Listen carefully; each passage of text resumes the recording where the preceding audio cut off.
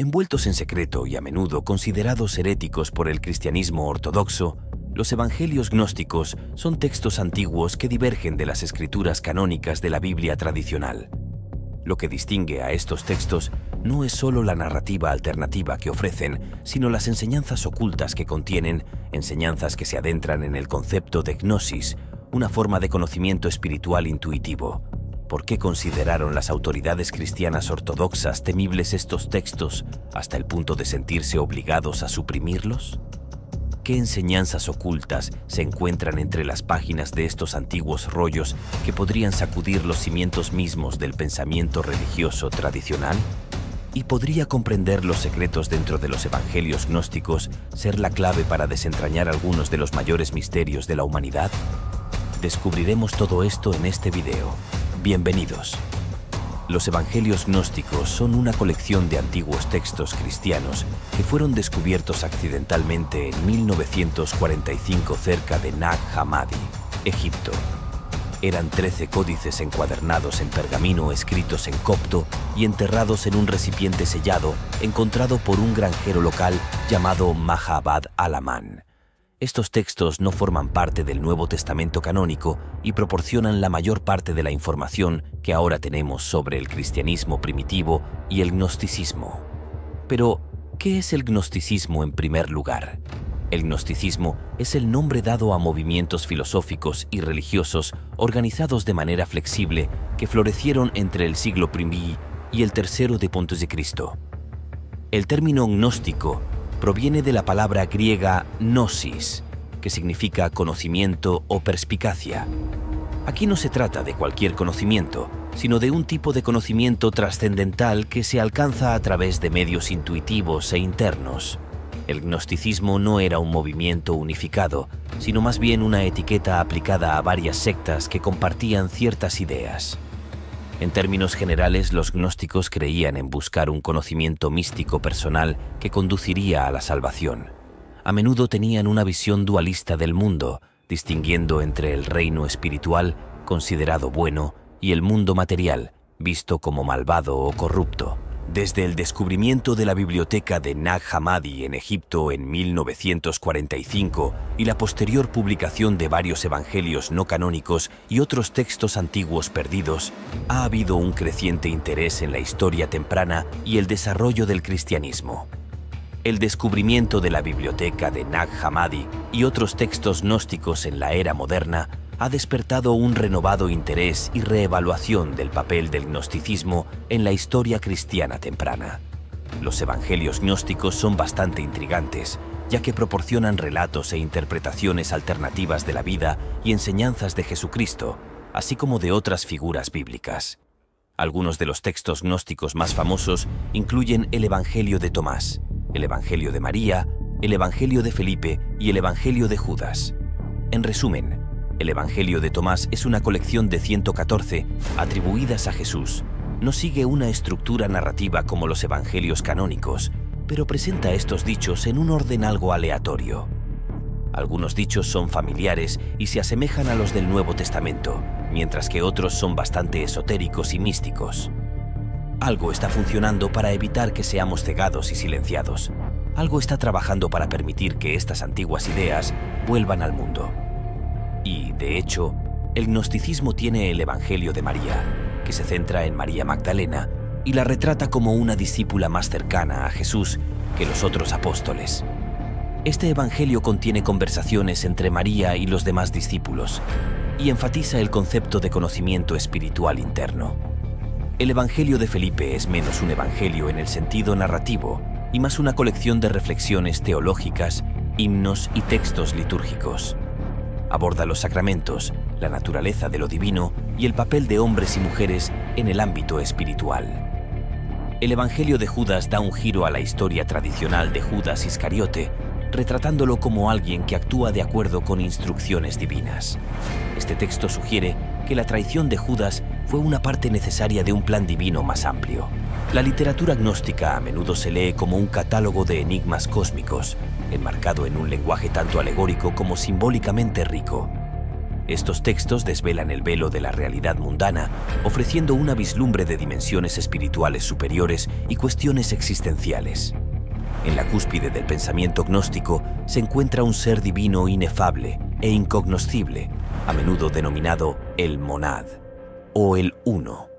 Esta entidad divina trasciende toda comprensión humana y es fundamentalmente diferente del demiurgo en muchos sistemas gnósticos. El Dios incognoscible emana seres divinos menores, incluyendo arcontes y eones. Estas entidades participan en el drama cósmico, pero también son misteriosas, sin dejar claro cómo se relacionan estas emanaciones con el Dios Supremo y qué roles desempeñan en la jerarquía espiritual. Otro enigma perpetuo en el pensamiento gnóstico es el origen y la naturaleza del mal. Preguntas como si el mal es una parte inherente del mundo material creado por el demiurgo o si es un subproducto de la ignorancia y la falta de gnosis siguen siendo un punto central de debate teológico en los estudios gnósticos. Estrechamente relacionada con el concepto del mal está también la cuestión del sufrimiento. Si el mundo material es una especie de prisión, entonces el sufrimiento parecería inevitable. Sin embargo, algunos textos gnósticos sugieren que el sufrimiento puede servir como un catalizador para el despertar espiritual. Entonces, ¿podrían nuestras luchas ser un camino hacia una mayor iluminación?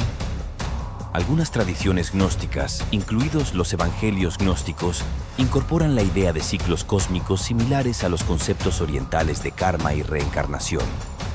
El viaje del alma no es, por lo tanto, una progresión lineal, sino un proceso cíclico lleno de misterios que desafían nuestra comprensión del tiempo y el destino. O como se dice en el Evangelio de María, todas las naturalezas.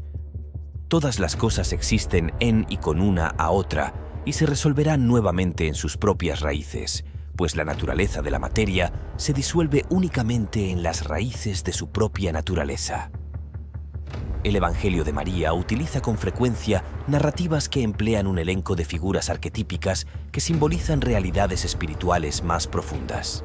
Por ejemplo, Sofía, la sabiduría, representa a menudo una emanación del verdadero Dios incognoscible y desempeña un papel crucial en el drama cósmico que conduce a la creación y eventual redención del mundo material. Por otro lado, Jesús a menudo actúa como revelador de sabiduría oculta, no solo como un salvador en el sentido convencional, sino como un guía que puede conducir a los buscadores sinceros hacia la gnosis. Sus enseñanzas, como se representan en textos como el Evangelio de Tomás, a menudo divergen significativamente de la doctrina cristiana ortodoxa, ofreciendo caminos alternativos hacia el conocimiento divino. Pero ¿por qué tanto secretismo en torno a los evangelios gnósticos? ¿Por qué han permanecido ocultos durante casi 2 milenios? ¿Y cuál fue el contexto histórico en el que se escribieron estos evangelios? Los orígenes del gnosticismo son tan complejos y enigmáticos como las enseñanzas mismas, que se nutren de una amplia gama de influencias, incluyendo la filosofía helenística, el judaísmo, el zoroastrismo y el cristianismo primitivo. Aunque las raíces exactas siguen siendo esquivas, algunos estudiosos sugieren la filosofía platónica, mientras que otros lo ven como un subproducto del cristianismo primitivo o incluso como un movimiento religioso independiente. El descubrimiento de la biblioteca de Nag Hammadi en Egipto en 1945 iluminó significativamente la diversidad de pensamiento entre las diferentes sectas gnósticas. La Iglesia cristiana primitiva consideraba las enseñanzas gnósticas como heréticas, lo que llevó a su supresión y exclusión del Nuevo Testamento canónico. Muchos textos gnósticos fueron destruidos y sus enseñanzas fueron relegadas a los márgenes del pensamiento cristiano. Padres de la Iglesia como Ireneo y Tulio escribieron extensamente en contra de los gnósticos, clasificando sus creencias como desviaciones peligrosas. Así, la única forma de preservar el conocimiento que los gnósticos poseían fue ocultar los rollos en un lugar donde nadie pudiera encontrarlos. Ahora podemos observar un videojuego que es casi realista, casi fotorrealista, y millones de personas jugando simultáneamente. Y si extrapolamos eso hacia el futuro con cualquier tasa de progreso, eventualmente esos juegos serán indistinguibles de la realidad. Serán tan realistas que no podrás diferenciar entre ese juego y la realidad tal como la conocemos. Bueno, ¿cómo sabemos que eso no sucedió en el pasado y que no estamos en uno de esos juegos? Entonces, ¿qué había en estos textos gnósticos que los convertía en una amenaza tan grande para las autoridades cristianas primitivas? Central a la mayoría de las cosmovisiones gnósticas es una forma de dualismo que distingue entre los reinos material y espiritual. A diferencia del dualismo platónico, que considera lo material como un reflejo imperfecto de lo ideal, el dualismo gnóstico a menudo retrata al mundo físico como un entorno corrupto y casi carcelario. Esta perspectiva se basa en la creencia de que el mundo material es la creación de un dios inferior, el demiurgo, en la creencia y cosmología gnósticas. Existe un Dios supremo que está más allá de todos los universos conocidos y que nunca participó en su creación. Este Dios supremo a menudo se describe como el verdadero Dios que existía antes de todo y es la fuente de toda luz. Esta noción implica que todo lo que existe está hecho esencialmente de la sustancia de Dios, difuminando las líneas entre lo divino y lo creado.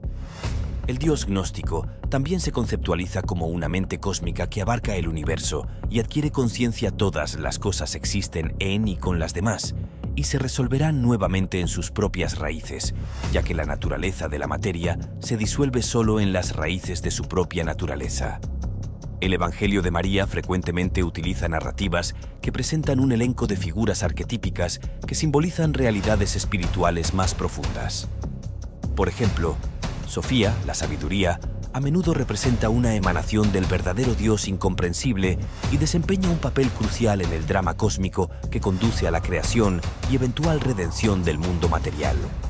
Por otro lado, Jesús a menudo actúa como revelador de sabiduría oculta, no solo como un salvador en el sentido convencional, sino como un guía que puede conducir a los buscadores sinceros hacia la gnosis.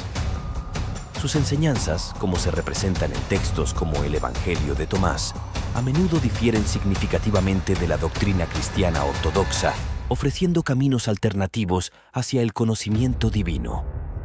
Pero ¿por qué tanta secrecía en torno a los evangelios gnósticos? ¿Por qué han permanecido ocultos durante casi 2 milenios y cuál fue el contexto histórico en el que se escribieron estos evangelios? Hasta aquí ha llegado el video de hoy. Coméntanos qué te ha parecido en la sección de comentarios. No olvides suscribirte.